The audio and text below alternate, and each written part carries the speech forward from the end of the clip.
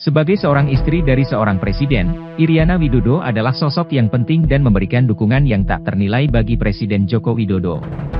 Iriana bukan hanya istri yang setia, tetapi juga merupakan sosok yang tangguh, berdedikasi, dan penuh kasih sayang.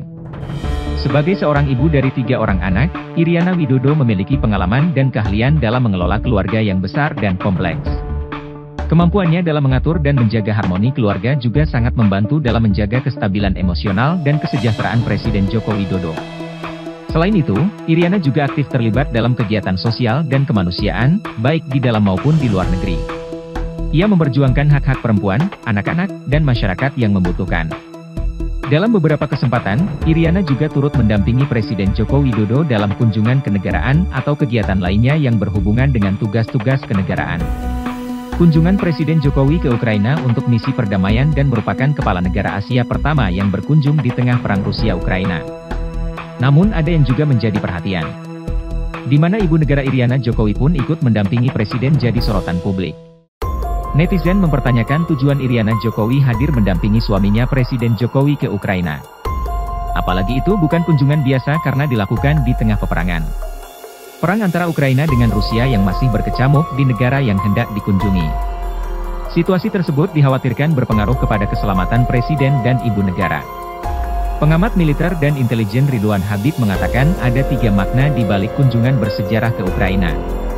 Pertama, ini merupakan simbol diplomasi damai atau soft diplomasi dari Pak Jokowi.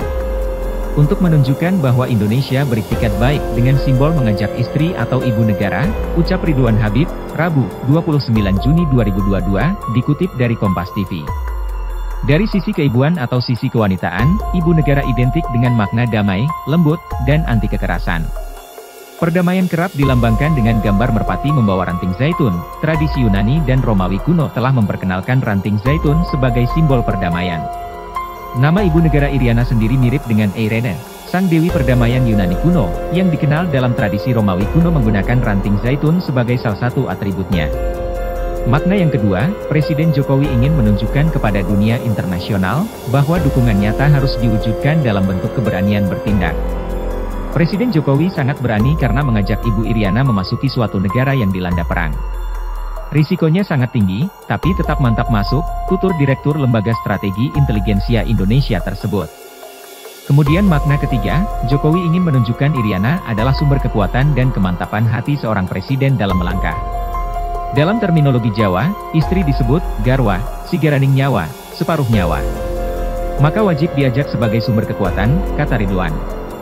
Ibu negara Iriana Joko Widodo menyerahkan bantuan kemanusiaan berupa obat-obatan dalam kunjungan ke Kiev, Ukraina. Bantuan tersebut secara simbolis diserahkan ke Pusat Ilmiah dan Bedah Endokrin, Transplantasi Organ dan Jaringan Endokrin Ukraina di Kiev.